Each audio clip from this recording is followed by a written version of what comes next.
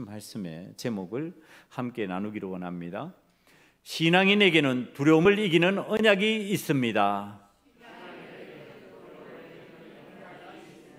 다시 한번 크게 해볼까요? 신앙인에게는 두려움을 이기는 언약이 있습니다.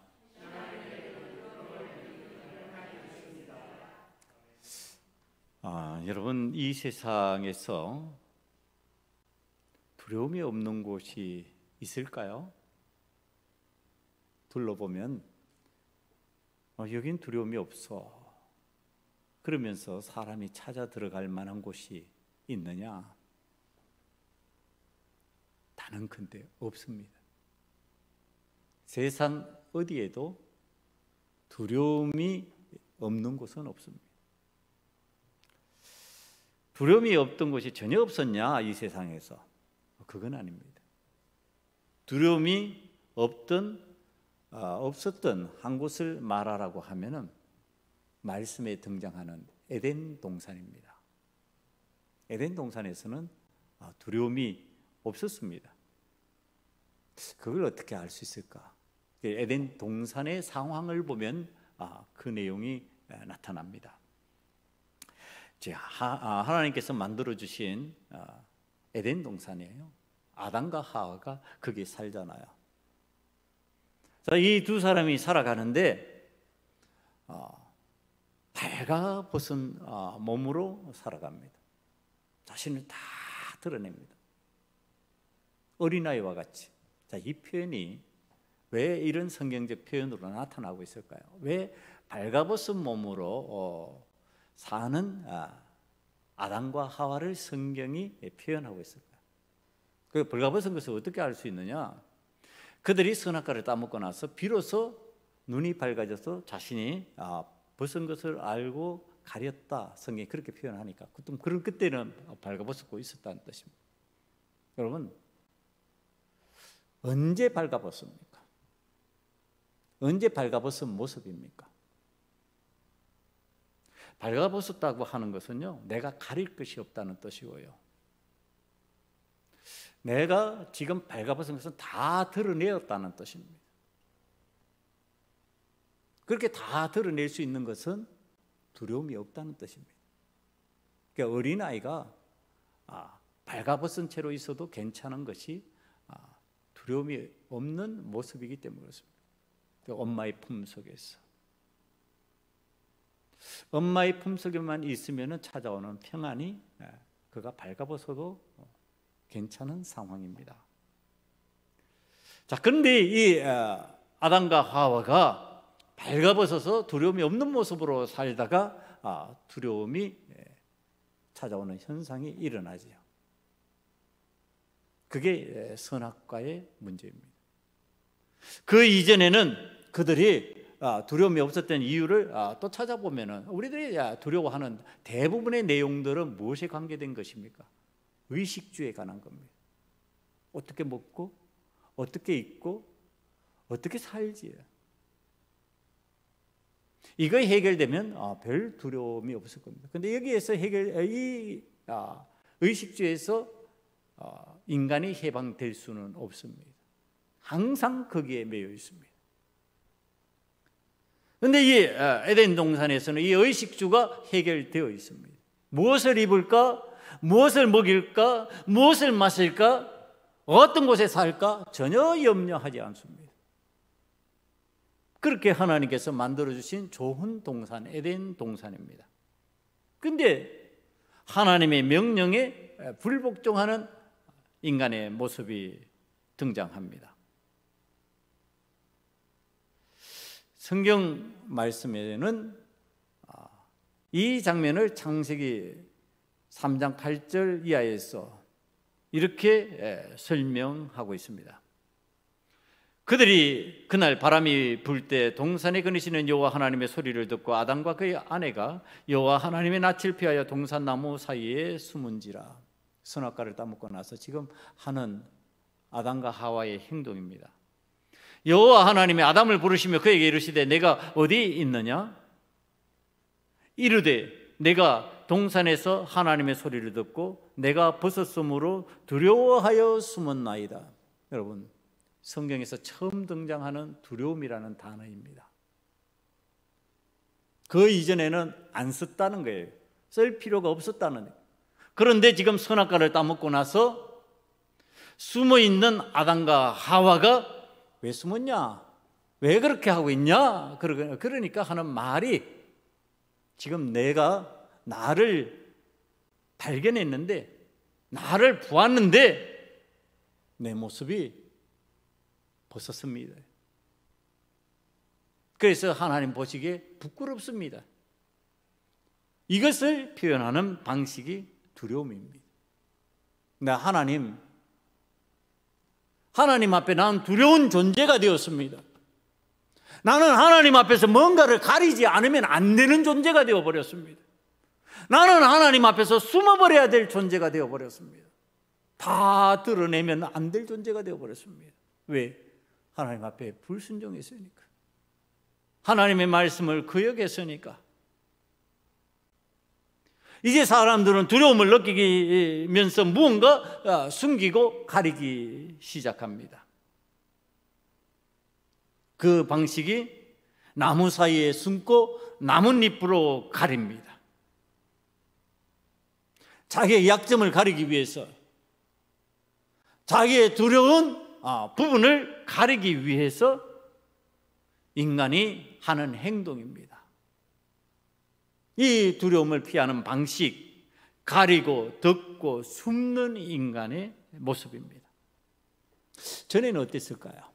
자, 이 있기 전에는 여호와 하나님께서 나타나면요, 하나님 날 낳으셨잖아요. 날 만드셨잖아요. 그러니까 어떨까요? 아버지 하나님, 그러고 반갑게 나왔겠죠. 하나님이 나타나시는 그 상황이 되면은 아담과 하와는 아버지 하나님, 하나님 그러고서 기쁨으로 맞이했을 겁니다. 그런데 이제 몸을 가리고 숨는 사람, 성경이 표현하는 방식대로 보면은 아버지 하나님이 찾으시고 불러야만 겨우 대답하는 사람. 아담아, 아담아, 내가 어디 있느냐? 전에 같으면 먼저 뛰어나왔을 이 아담이 먼저 뛰어나오는 것이 아니라 그때야 겨우 예, 여기 있나이다, 이렇게 대답할 수밖에 없는 사람의 모습이 된 겁니다. 자, 이게 두려움에 빠진 사람의 모습입니다. 여러분, 두려움이 극복된 신앙인들은 여호와 하나님을 기뻐하며 찾습니다. 여호와 하나님을 기뻐하며 맞이합니다. 하나님, 그러고 하나님의 전으로 막 반기며 뛰어나옵니다. 그러나 두려움에 빠질 수밖에 없는 신앙적 구조를 가지고 있다면, 그런 모습이 내 삶 속에 선악과를 따먹는 하나님 앞에 불순종하는 모습을 가지고 있다면 나는 어떻게 되냐? 숨습니다. 피하게 되어 있습니다. 얼굴을 돌리게 되어 있습니다. 오늘 우리가 다시 아버지 하나님을 두려움 없이 만나기 위해서, 스스럼 없는 부모 자식이 되기 위해서 두려움을 이기는 연약 안으로 들어간 이 아브라함을 배워야 한다고 하는 사실입니다. 어떻게 아브라함은 두려움을 이겨내는 사람이 되었을까? 어떤 은혜를 입었을까? 이걸 우리가 오늘 배워야 된다는 말씀입니다. 여러분, 아브라함이 두려움을 이기는 사람이 되었으니까 신앙인들은 그럼 두려움이 없을까요? 이게 제가 설교를 준비하면서 스스로에게 묻는 질문이었습니다. 신앙인들에게는 그럼 두려움이 없을까? 아니에요, 여러분. 아담과 하와의 선악과 사건 이후에는 인간은 누구에게나 두려움이라는 원죄의 모습이 있습니다. 누구에게나 예외 없이 원죄의 흔적이 있다는 겁니다. 그래서 오늘 제목이 두려움을 이기는 거예요.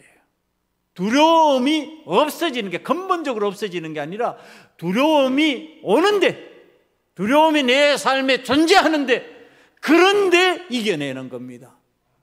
신앙인은 두려움이 없어진다? 아니, 이 표현보다 더 정확한 표현이 두려움을 이겨내는 겁니다. 사랑하는 우리 소금언약교회 성도들은 두려움을 이겨내는 신앙인이 되시기를 간절히 축원합니다. 지금 아브라함은 두려움을 이길 수 있는 은혜가 임하고 있습니다. 아버지 하나님을 피하여 숨던 사람이 아버지의 하나님을 만나 자신의 모습을 드러내고 아버지의 자녀로서 아버지와 격이 없이 지금 대화하는 사람으로 바뀌어가고 있다고 하는 사실. 오늘 우리가 성경 말씀대로 믿고 알기로는 두려움이 인간에게는 있는데, 그러면은 하나님, 우리를 만나러 오시고 우리와 함께 하여 주시고 나에게 은혜를 베푸시는 하나님께는 어떨까요? 하나님께는 두려움이 있을 수가 없습니다. 하나님께서는 두려움이라는 그 단어 자체를 사용할 수가 없습니다. 왜 그러냐? 여호와 하나님께서는 전능하신 왕이시고 만유의 주시고 창조주 하나님이십니다. 이 세 표현을 합치면은 하나님 뜻대로예요. 하나님 마음대로예요. 하나님은 하나님 마음대로 하실 수 있어요. 하나님은 하나님 뜻대로 다 하실 수 있어요. 그렇기 때문에 두려움이라는 것이 존재할 수가 없습니다. 우리 뜻대로 할 수 없고 우리 마음대로 할 수 없고 우리 마음대로 가질 수 없는 우리가 두려운 것이지, 하나님께는 두려움이 있을 수 없습니다. 그럼 에덴 동산에서 왜 두렵지 않았을까요? 하나님과 일체된, 범죄하기 이전의 인간은 하나님과 일체된 삶을 살기 때문에 하나님의 은혜가 그대로 나에게 전이 됩니다. 그러니까 하나님의 전능하심이 나에게 그대로 은혜로 임하고요, 하나님의 것이 다 나의 것으로 임하고 있고요, 하나님의 창조 사역에 나도 동참하는 사람으로 하나님과 일체를 이루는 사람으로 살아가고 있는 거예요. 그러니까 하나님께서 맡기시는 거죠. 네가 세상을 나 대신에 관리해, 이렇게 되시는 거죠. 그런 은혜를 입었던 우리가 두려움에 빠져버리는 것은요, 이제는 여호와 하나님과 분리되어 버렸습니다. 여호와 하나님 앞에서 불순종함으로 죄가 하나님과 나 사이를 갈라버렸습니다. 그랬더니 이제는 내가 염려해야 되는 거예요. 내가 근심해야 되는 거예요. 무엇을 먹을까? 무엇을 입을까? 어떻게 살아갈까? 그 염려의 내용이 다 두려움입니다. 내가 이것을 어떻게 이겨나가며 살아야 될까? 이 세상을 어떻게 예측하면서 살아가야 될까? 세상이 어떻게 변화될 것인가? 세상이 어떤 형태를 띠고 앞으로 내 앞에 다가올 것인가? 여러분, 미래에 대해서 생각 안 해보십니까? 앞으로의 세상을 생각할 필요가 없는 연세들입니까? 여러분, 저는 앞으로의 세대를 바라보면서 염려합니다. 그러면서 지금 이 시대의 환경을 어떻게 설명을 해야 될까? 저는 환경론자는 아닙니다만 환경에 대한 설명을 말씀을 통해서 또한 제가 기회가 되면 설명을 합니다. 알려드립니다. 자, 이게 앞으로 우리가 두려워해야 될 큰 내용 중에 환경의 문제가 있습니다. 이게 굉장히 심각한데 지금 당장 내 피부에 덜 와닿으니까 그렇게 염려하지 않고 있습니다만, 지금 일어나고 있는 모든 문제들이 이 환경하고 관련되어 있습니다. 제가 염려하면서 살펴본 내용 중에 하나를 소개합니다. 북극의 기후변화 흉조, 사흘 연속 번개치자 과학자들 경악, 이런 제목이 있었습니다. 여러분, 북극이라고 하는 것은 굉장히 추운 것이지요. 그 추운 곳에 지금 온난화 현상으로 영향으로요, 어떤 현상이 일어나면 번개가 치는 현상이 나타나요. 이거 번개, 우리 살아가는데 번개 치는데, 아니, 우리 살아가는 데는 번개가 칠 수 있는 환경이에요. 그러나 북극에는 번개가 치면 안 돼요. 왜냐하면요, 이 번개가 친다고 하는 것은 북극 얼음이 녹고 수증기가 지금 따뜻한 공기가 되어 상공으로 올라가면서 번개를 치는 현상이 나타나기 때문에 그렇습니다. 그러니까 지금 북극의 얼음이 녹아내려서 따뜻하게 변하고 있다는 얘기를 하는 겁니다.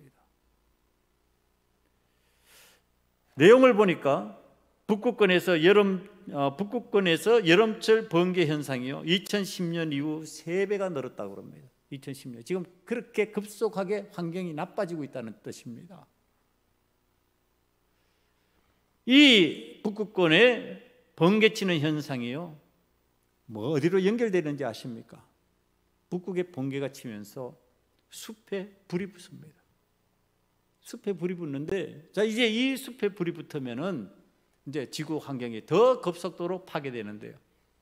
대표적인 얘기가 러시아 시베리아 쪽의 이야기가 연결되어 있습니다. 시베리아라 그러면 동토라고 알고 있습니다. 얼어붙은 땅, 사람이 살 수 없는 땅. 이 시베리아의 숲에 시베리아도 그 이제 숲이 있잖아요. 그 숲에서 불이 났는데요. 제가 보고 깜짝 놀랐습니다. 이게 숫자적으로 맞나? 그러면서 의아스럽게 그 숫자를 봤습니다. 불이 났는데 이 숲 화재로요. 숲 화재가 얼마나 엄청났던지 러시아 군이 항공기를 동원해 가지고 이 숲 화재를 진압해야만 했습니다. 러시아 숲 화재. 왜 그래야만 했는지 그 내용을 보니까요. 80만 헥타르. 그냥 이러면 여러분들 숫자 80만 헥타르가 얼마나 크기인지 생각이 안 되죠.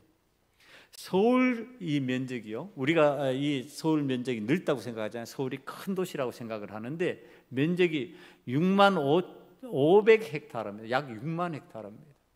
그럼 이게 서울의 몇 배냐면요. 서울의 13배 가량입니다.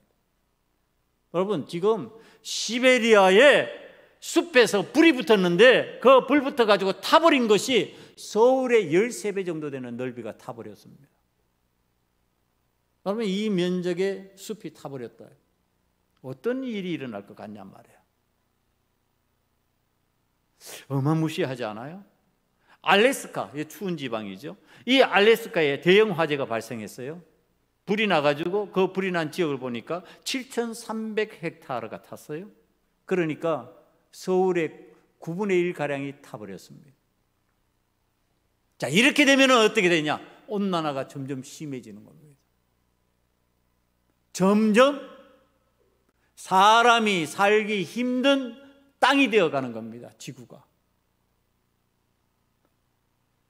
앞으로 더욱더 화재가 많이 일어날 거라고 그럽니다. 그런데 화재가 일어나면 그곳에서 사는 사람이 우리 서울은요, 저기 강원도에서 불나도요, 전국에 소방서가 모여들어 가지고 불 끌 수 있는 아주 작은 나라입니다. 환경적으로 금방 해결이 될 수 있습니다. 도로도 잘 닦여 있고 잘 돼 있지만은 이 시베리아나 알래스카 그렇지 않습니다.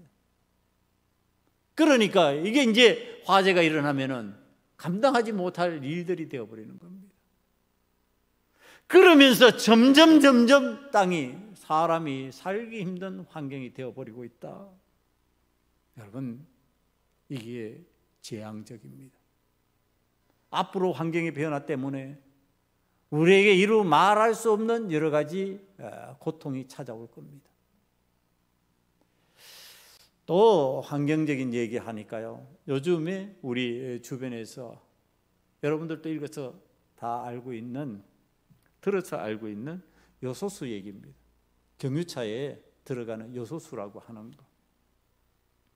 여러분 우리 삶에 경유차를 타는 분들은 뭐 이거 집어넣으면서 염려하시는 분도 계시지만 거의 우리 환경에서 생각하면서 염려하지 않던 내용입니다. 근데 자, 이게 우리나라에서 품절이 되어버리고요, 이게 지금 경유차를 운전하는 사람들 구입할 수 없으면 일어나는 일이 어떤 일이 일어나는지 아십니까, 여러분? 지금 이게 우리나라가 큰 걱정이 빠진 거예요. 이게 운송이 안 됩니다. 경유가 이게 큰 트럭들은 대부분 경유차들이거든요. 요소수가 다 들어갑니다. 운행을 못하는 겁니다. 운행 못하면 여러분들 집에서 앉아가지고 지금 배달시키던 거 앞으로 당분간 못 받을 수가 있습니다. 아주 이게 심각한 문제로 우리에게 다가옵니다. 아니 이게 요소수가 무슨 내 살아가는데 그렇게 중요한 것이었냔 말이야. 먼데 얘기잖아요. 아니 큰 트럭이나 운전하시는 분들의 염려해야 될 내용인 것 같잖아요. 그런데 그게 내 염려예요. 나의 두려움으로 다가오고 있는 거예요. 지금 우리가 살아가고 있는 환경적인 모습이 그렇다는 겁니다.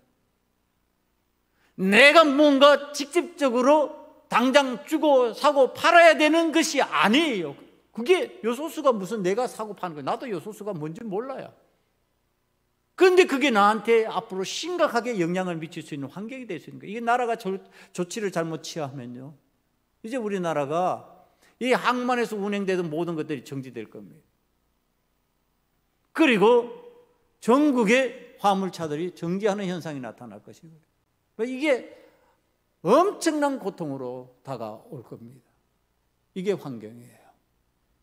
지금 이런 환경 속에서 살아가는 우리들이 두려움이 안 빠지겠느냐 말이에요. 이건 나하고 상관도 없잖아요. 내가 도대체 요소수 때문에 왜 걱정해야 되냐 말이에요. 그런데 걱정해야 돼요. 그것에 대해서 주의 깊게 살펴봐야 돼요. 여러분, 이것이 우리가 살아가는 환경 속에서 찾아오는 두려움의 모습입니다. 내가 대응할 수 있으면 좋은데 내가 대응을 못해요. 내 힘으로 어떻게 요소수 문제를 해결할 수 있겠냔 말이에요. 내 문제로 어떻게 저 시베리아 땅의 불에 대해서 영향력을 미칠 수 있겠냔 말이에요. 내 힘으로 어찌 저 북극권에서 일어나고 있는 얼음이 녹아버리고 온난화되어가는 현상을 내가 막아낼 수 있냔 말이에요. 내 영역 밖의 일이에요. 그런데 그것이 나에게 영향을 미치고 있어요. 내가 어찌할 수 없고 예측할 수 없는 일이 일어나면서 내 삶에 찾아오는 게 뭐냐 하면 두려움이라는 거예요. 예측할 수 있고 대응할 수 있으면 그게 두려워하지 않아도 돼요. 그렇잖아요. 내가 차가 길을 건너는데 차가 오는 모습이 보여요. 그러면 안 건너면 돼. 차가 안 오면은 건너면 돼요. 예측하자 보이고 예측할 수 있으면 그렇게 걱정하지 않아도 돼요. 두렵지 않아요. 그런데 차를 건너가는데 안 보인 곳에 있던 차가 와가지고 획 나를 박아버리면 이거 감당이 안 되는 것이죠. 예측할 수 없기 때문에 일어나는 일이에요. 여러분, 오늘 우리들이 이 세상을 살아가면서 다 예측하고 다 알고 살 수 있냔 말이에요. 다 모르잖아요. 예측도 그렇게 정확하게 할 수 없는 상황이 되어버렸어요. 우리의 힘만으로 살아갈 수 없는 예측 불가의 시대적 환경을 맞이하고 있어요. 그래서 두려움에 빠지는 겁니다. 자, 이 두려움에 벗어나서 우리가 이 두려움으로부터 벗어난 평안의 사람이 되기 위하여서 우리는 어떻게 해야 될까? 우리의 힘만으로 평안을 내 삶 속에 끌어들일 수가 없는데 내 삶 속에 평안을 회복하고 내 삶 속에서 두려움을 물리칠 수 있는 방법이 무엇일까? 이제 아브라함을 쳐다봅니다. 아브라함에게도 동일한 두려움의 현상들이 일어났었으니까요. 이제 아브라함이 체험한 것을 우리가 창세기를 쭉 하면서 이미 알고 있습니다. 아브라함이 먹을 것이 자기 삶에서 구하기 힘든 것이 되었을 때, 먹을 것을 구하기 힘들 때 애굽으로 내려갔잖아요. 그 애굽으로 내려갔을 때 당한 일입니다. 그런데 거기에서 이 아브라함이 예측을 합니다. 예측을 하는 게 뭐냐면은 사람이 살아가는 환경에 대한 예측 가능한 일이 있었기 때문에 그걸 예측하는 거죠. 자, 이 새로운 지역으로 가면은 거기서 나는 나그네야. 나그네이기 때문에 나는 그 지역에 사는 기득권을 가진 사람보다 힘이 없어. 힘이 없으니까 거기에 힘 있는 사람들이 우리를 공격할 빌미를 주면 안 돼. 그 공격을 막는 방법이 뭘까? 그리고 생각해낸 것이 내 아내의 얼굴이 예쁘니까, 아름다우니까 당신을 빼앗아 가려고 할 때 나를 공격할 수 있어. 그러니까 그때 나의 누이라고 말해. 예측하고 방어합니다. 그래서 실제로 그 일이 일어났을 때 그 예측한 대로 행동하고 그 지침대로 움직입니다. 그런데 거기에 하나님께서 개입하셨어요. 예측은 했지만은 내가 그것을 어떻게 방어해내고 내 아내를 지켜낼까, 그것에 대해서는 방법이 없었어요. 그랬더니 하나님께서 개입을 하신 겁니다. 내 아내를 다시 찾을 수 있게 만들어 주셨어요. 애굽의 왕 바로에게 두려움을 주어서 아브라함에게 아내를 돌려주게 만들고, 그리고 그에게 재물까지도 겸하여서 그대로 갖고 가게 만들었습니다. 자, 지금 이게 아브라함이 체험한 믿음의 현장이에요. 아, 나는 예측하고 인간적인 수단과 방법을 사용했는데 그래도 한계에 부딪혀서 어떻게 할 수 없을 때 하나님께서 그 한계를 뛰어넘는 개입을 하시고, 하나님께서 나에게 다시 회복시켜 주시고, 하나님께서 나를 보호해 주셨네, 하나님께서 나에게 원상태로 돌려주셨네. 아, 하나님이 나와 함께 해주시면 이렇게 되는구나. 자, 그걸 힘입어서 했던 일이 뭐냐 하면은, 조카 롯이 소돔에서 약탈을 당하고 포로로 잡혀 나아가 연합군 그돌라오멜의 연합군에게 포로가 된 그 상황을 알고 들었을 때입니다. 자, 여호와 하나님께서 나와 함께 하여 주시면, 여호와 하나님께서 나를 도우시면은 내가 보호를 받는구나. 그렇다면 내가 여호와 하나님의 도우심으로, 힘으로 내가 나아가 내 조카 롯을 구해내고 그가 빼앗겼던 것을 다시 찾아오리라. 자기가 길렀던 318명의 사람들을 데리고 연합 군대를 향해서 진격해 나갑니다. 그리고 그 318명이 나아가 기습하여서 롯과 그의 가족들을 구해내고 그가 빼앗겼던 물건 다 찾아오고, 그러면서 지금 성전한 장수가 되어서 돌아오는 장면이에요.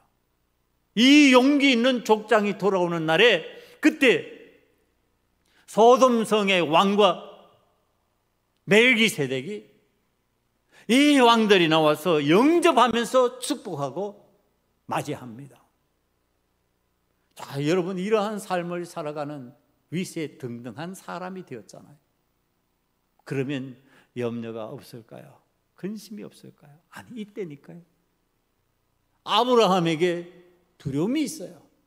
그런 하나님의 은혜를 체험하고 그런 승리를 맛보았음에도 불구하고 오늘 성경 15장 1절 말씀은 이렇게 표현을 합니다. 이후에 여호와의 말씀이 환상 중에 아브라함에게 임하여 이르시되 아브라함아 두려워하지 말라. 아브라함이 두려워하고 있었다는 얘기를 하는 거예요.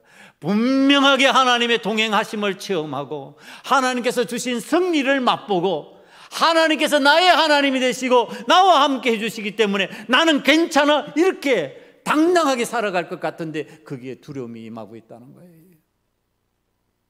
여러분, 어떤 두려움이었을까요? 어떤 두려움인지 성경을 가만히 읽어보면요, 창세기 13장 15절 16절에 등장하는 이야기가 있습니다. 우리가 이미 지내왔는데 창세기 13장 15절 16절을 보면요, 이렇게 표현하고 있어요. 보이는 땅을 내가 너와 내 자손에게 주리니 영원히 이르리라. 내가 내 자손이 땅에 티끌 같게 하리니 사람이 땅에 티끌을 능히 셀 수 있을진데 내 자손도 세리라. 자, 이게 하나님께서 축복해 주신 말씀이에요. 하나님께서 복을 주신 말씀이에요. 그런데 지금 오늘 3절 말씀을 읽어봐요. 15장 3절을 보니까 아브라함이 또 이르되 주께서 내게 씨를 주지 아니하셨으니 내 집에서 길린 자가 내 상속자가 될 것이니이다. 이렇게 말하는 겁니다. 무엇에 대한 두려움이에요? 하나님의 말씀에 대한 응답에 대한 두려움이에요. 아니, 하나님께서는 나의 후손들을 이렇게 번성하게 하시고 그 다음에 이 땅을 나에게 주신다고 약속해 주셨는데, 그런데 나는 여전히 내 아들이 없습니다. 내 자손, 내 후손 없습니다.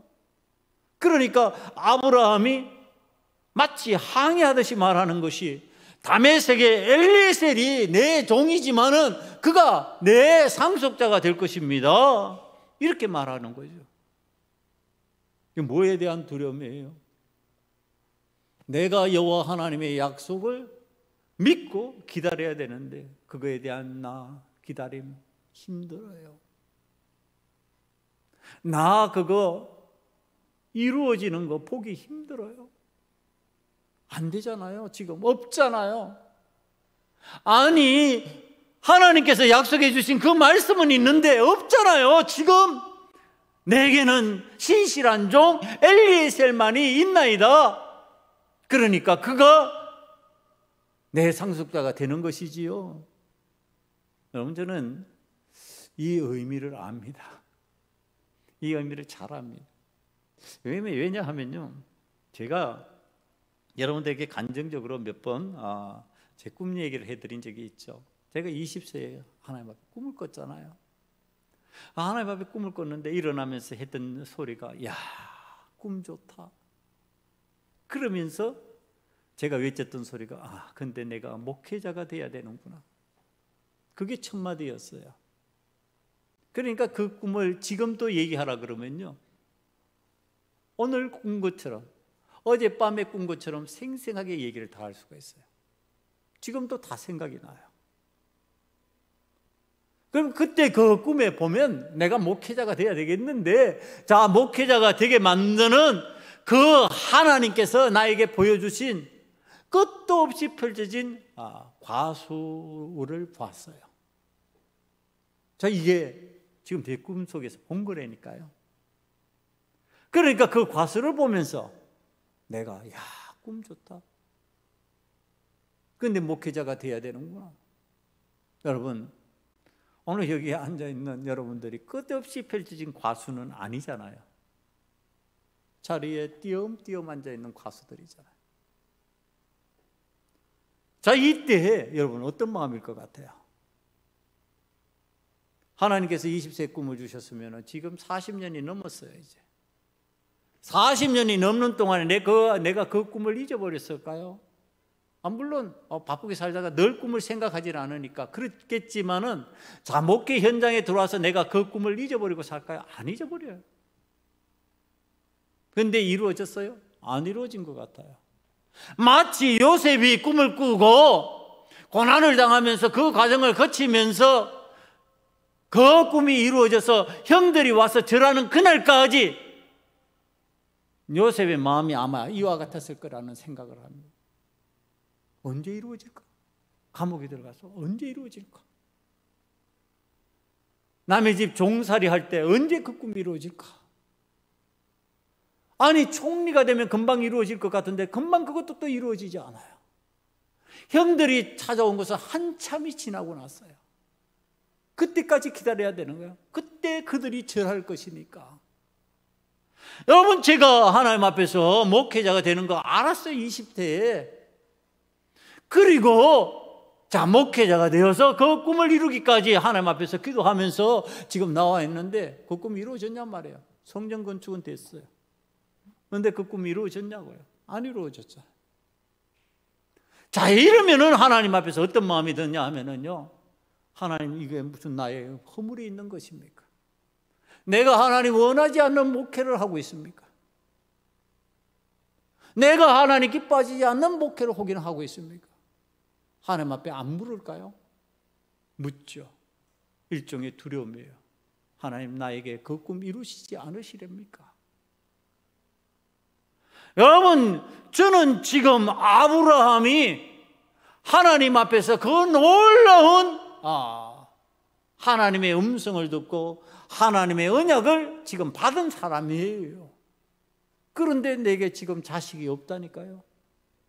자식이 없으니까 하는 소리가 내 종 엘리에셀 이렇게 하고 하나님 앞에 얘기하는 거죠. 여러분, 이때 하나님께서 찾아오셔서 아브라함에게 하시는 말씀이에요. 오늘 저와 여러분에게 찾아와서 이와 같은 방식으로 말씀하실 거예요. 하나님 언약하셨잖아요. 언약하신 하나님께서 오늘 하시는 말씀이 뭐냐? 5절 말씀이에요. 그를 이끌고 밖으로 나가, 아브라함을 이끌고 밖으로 나가시는 거예요. 그리고 이르시되 하늘을 우러러 무뼈를 셀 수 있나 보라. 또 그에게 이르시되 내 자손이 이와 같으니라. 하늘의 별을 보여주시면서요. 하늘의 별, 요즘 별 아니에요. 여러분, 요즘 별은요 별로 그렇게 많이 보이지 않아요. 제가 시골 가서 아무리 하늘 쳐다봐도 옛날 별 상상할 수 없어요. 제가 어릴 때 그 우리 집 옥상에서 제가 하늘을 이렇게 보면요 쏟아질 것 같이 그 무수한 별들 빽빽하게 하늘에 떠 있는 별들을 봤어요. 저는 그 별이 지금도 그리워요. 여러분, 그 별 지금 말하는 거예요. 그거 셀 수 있나 봐라. 못 센다니까 어떻게 세요? 이거 세다가 옆에 거 놓쳐버리는데 못 셀 수밖에 없는 그 빽빽하게 있는 하늘의 별들, 그거 이 수천 년 전에 아브라함의 시대에는 더 그랬을 거 아니에요. 그 별들이, 그 별들을 바라보면서 하나님께서 말씀하시는 내용을 듣는 거예요. 아브라함이 내 후손이 저와 같이 많아진다고? 지금 내 아들이 없는데, 지금 내 후손이 없는데, 그런데 하나님께서 언약하시는 거잖아요. 야, 나 이거 지켜. 너 반드시 그거 이룰 거야. 이때 여러분 어떻게 해야 돼요? 지금 당장 내게 아들 없어요. 지금 당장 내게 여러 후손, 손주도 없어요. 그런데 하나님이 약속해요. 그러니까 하나님 사기치지 마세요. 이럴 거예요. 여러분, 우리가 하나님 말씀이 들릴 때 뭐라고 해야 돼요? 뭐라 해야 돼요?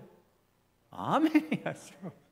여러분, 하나님 말씀이 들리잖아요. 지금 하나님께서 이렇게 언약하시면서 나 언약 이룰 거야, 이거 반드시 이루어질 거야, 너 봤잖아. 그러면서 하나님께서 지금 하늘의 실물을 보이시면서 이와 같이 이루게 될 거야. 그럼 우리가 반응할 수 있는 게 뭐냐? 아멘이에요. 아브라함이 지금 하나님 앞에서 하는 반응이 그것이에요.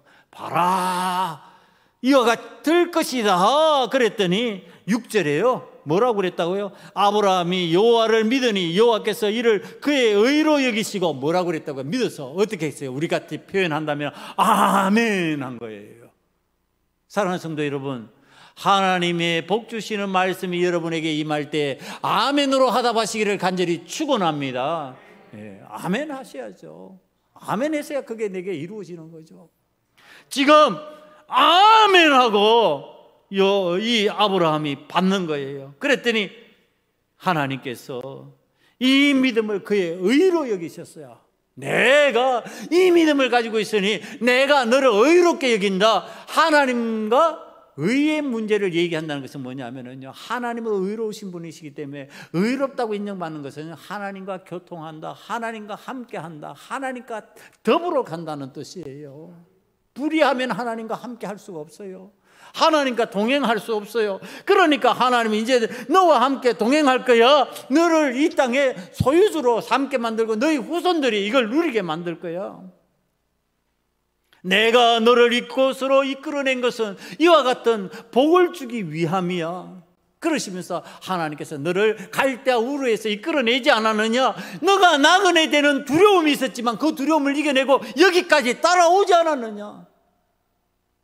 그래서 너 그것을 믿고 지금 아멘 했으니 그대로 이루어질 것이다.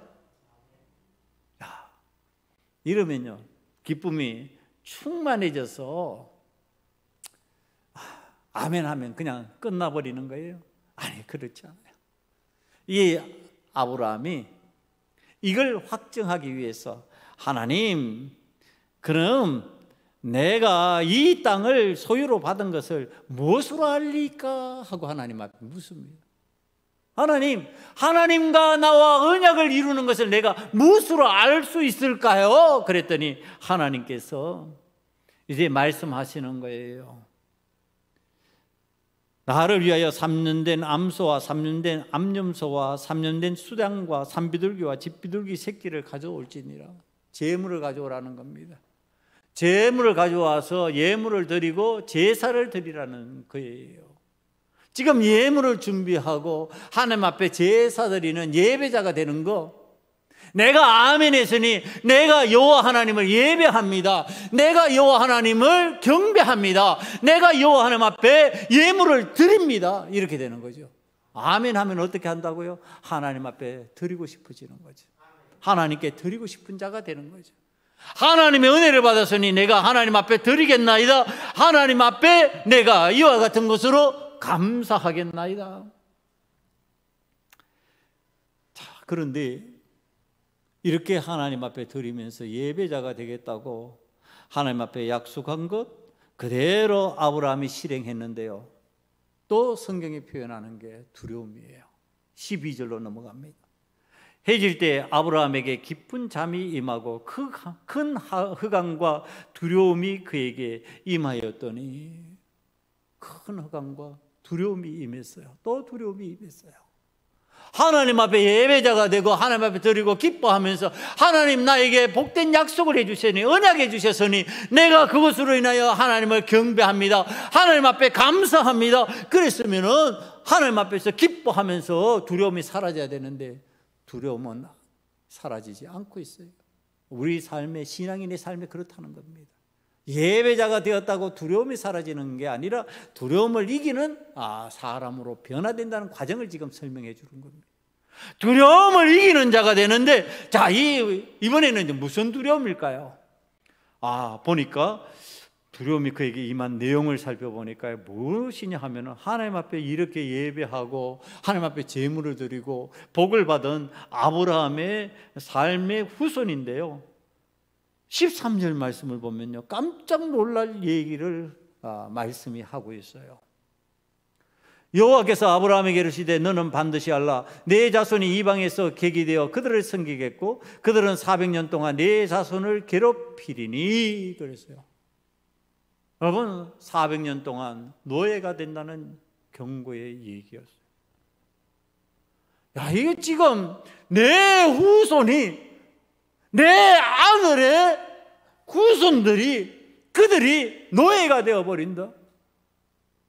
아니, 그들이 비참을 경험한다. 400년, 이 나이가 100세를 한 세대로 봐서요, 4대가 지금 노예 생활을 한다는 얘기예요. 4대가 노예 생활의 비참을 경험하게 될 것이다.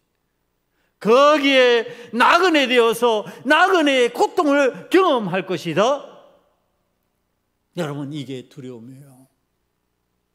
여러분의 행복 중에 하나가 뭡니까? 아마 대부분의 분들이 그럴 거예요.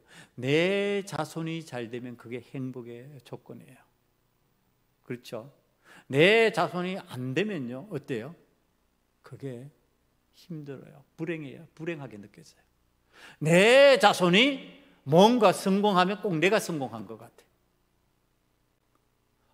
좋은 곳에 합격하면요, 내가 합격한 것 같아. 그래서 부모들이 자식을 그냥 좋은 대학 보내려고 막 그러는 거죠. 좋은 대학 딱 들어가면 내가 꼭 그 대학에 합격한 것 같잖아. 좋은 직장에 취업하면요, 내가 그곳에 취업한 것 같잖아. 자손이 잘 되면 그런 거예요. 그런데 자손이 안 돼. 망해. 하는 것마다 쫄딱 망해버려. 남에게 조롱당해. 그러면 내가 조롱당하는 것 같잖아요. 지금 아브라함이 그와 같은 두려움이에요. 지금 내 후손이 400년 동안 나그네로서 그 나라를 섬겨야 된다니, 노예가 돼야 된다니, 이거 어떻게 하면 좋냐, 이 두려움이에요. 그때 여호와 하나님께서 14절에 이렇게 말씀하십니다. 그러나 그들이 섬기는 나라를 내가 징벌할지며 그 후에 내 자손이 큰 재물을 끌고 나오리라. 하나님께서 염려하지 마라. 너와 나의 언약은 이루어질 것이야. 거기서 나오게 돼. 거기서 영원히 사는 것이 아니야. 그것을 이루는 방식, 그것의 언약에 관한 내용이요, 하나님께서 17절 말씀을 통해서 보여주세요. 해가 져서 어두울 때 연기가 나는 화로가 보이며 타는 횃불이 쪼갠 고기 사이로 지나더라. 여러분, 지금 하나님 앞에 드려진 그 예물의 사이를 여호와의 불이 지나가면서, 여호와의 불이라면 우리로 표현하면 성령의 불과 같은 거예요. 성령의 불이 지나가면서 그 고기를 사르는 거예요. 그 언약을 이루겠다는 약속의 표시예요, 지금. 자, 이렇게 하면서 아브라함에게서 두려움이 물러가도록 하나님은 언약해 주시는 거죠. 언약을 확정해 주시는 거예요. 꽝꽝꽝 도장 찍는 방식이에요. 고기 사이에 여호와의 불이 지나가면서 도장 찍는 방식이 없다. 약속 이룬다. 이루는 거 봤지? 내가 이렇게 하면서 너와의 약속을 이루어 갈 거야. 하나님께서 지금 하늘의 별을 보여주시면서 언약하시고 구체적인 숫자를 제시하시면서 400년 후에 내 후손들이 다시 돌아올진데, 그때 이 지역에 살던 아모리 족속의 죄악이 관영해서 내가 그들을 멸해버릴 것이고 내 후손들이 이 땅을 차지하게 될 것이다. 여러분, 불완전하고 불안한 모습, 그것을 하나님께서 어떻게 만드셨어요? 선명하게 하늘의 별을 보게 하시고, 그리고 구체적으로 400년이라고 하는 숫자를 들어서, 400이라는 숫자를 들어서 밝혀주십니다. 여러분, 세상을 살아가는데 두려운 것 중에 하나가 뭔지 아세요? 불확실성이에요. 정시에서, 여러분이 온 나라가 다 알죠? 이제는 정시, 주식 다 아시죠? 알잖아요. 안 해도 알잖아요. 주식 시장에서 제일 불안한 게 뭔지 아세요? 뭐 값이 떨어졌다, 뭐가 안 된다, 이거보다 불확실하면은 그 주식 시장은 제일 많이 흔들린대요. 주식 시장이 요동을 쳐버리는 거예요. 불확실해지면은. 그러니까 뭔가 결정이 딱 나면요, 주식 시장은 안정돼요. 그러니까 지금 세상에서는요, 불안해지고 두려워지는 것이 뭐냐 하면은요, 이게 확실하지 않으면, 불확실하면은 그것이 제일 두려움이 되어버려요. 그런데 하나님께서 아브라함에게 보이시는 방식은 확실한 방법이에요. 눈으로 봐라. 지금 하늘의 별 봐라. 400년이라고 하는 숫자, 400이라는 숫자를 분명하게 심어주면서 이 숫자가 끝나는 날 너희가 이곳을 차지하고 이곳에서 살아가게 될 것이다. 여러분, 이 언약에 하나님께서 약속을 성취시키시는 분이라는 사실을 이제 성경에서 확인을 해야죠. 아브라함의 후손 느헤미야 9장 7절과 8절의 고백입니다. 주는 하나님 여호와시라. 옛적에 아브라함을 택하시고 갈대아 우르에서 인도하여 내시고 아브라함이라는 이름을 주시고 그의 마음이 주 앞에서 충성됨을 보시고 그와 더불어 언약을 세우사 가나안 족속과 헷 족속과 아모리 족속과 브리스 족속과 여르부스 족속과 기르가스 족속과 족속의 땅을 그의 씨에게 주리라 하시더니 그 말씀대로 이루셨사오매 주는 의로우심이로소이다. 이루셨어요. 이루셨다는 말이에요. 그대로 됐다는 말이에요. 여러분, 아브라함은 확인 못했겠죠. 그러나 지금 그 뒤에 아브라함의 후손이 확인하고 있어요. 그대로 이루셨다. 여호와 하나님은 언약을 이루시는 분이시다. 하나님은 약속대로 진행하신다. 우리가 약속을 어기는 것이지, 우리가 언약을 파괴하는 것이지, 하나님께서 언약을 파괴하시지 않으신다. 그러니까 우리의 삶의 두려움은 내가 언약을 파괴하고 내가 하나님과 약속을 저버리고 살기 때문에 찾아오는 두려움이지, 하나님 때문에 생긴 두려움은 아니라고 하는 사실. 그렇다면 우리는 어떻게 할까? 하나님의 언약을 받아들이자. 하나님의 언약을 붙잡자. 하나님의 언약 안에 있자. 하나님의 언약을 믿는 아멘하는 신앙이 되자. 그러면 어떻게 된다고요? 내게 두려움이 사라진다고요. 여러분, 아멘하는 신앙, 언약을 아멘으로 받아들이면 여러분의 삶에 두려움이 사라지는 은혜가 임할 줄 믿습니다. 우리 소금언약교회 두려움이 다 사라지고, 여러분들의 가정의 두려움이 사라지고, 여러분의 사업장의 두려움이 사라지고, 여러분의 직장의 두려움이 사라지기를 간절히 축원합니다. 기도하시겠습니다. 아버지 하나님, 신앙인에게는 두려움을 이기는 언약의 말씀을 주시는 줄 믿사오니, 오늘 하나님 앞에 예배하는 자가 하나님 앞에서 두려움을 이기는 언약의 성도들이 되게 만들어 주셔서 아멘하는 신앙인 만들어 주시옵시고, 아멘으로 화답하여 하늘의 복과 땅의 복을 소유하는 자가 되게 만들어 주시옵소서. 예수님 이름으로 감사하며 기도드리옵나이다. 아멘.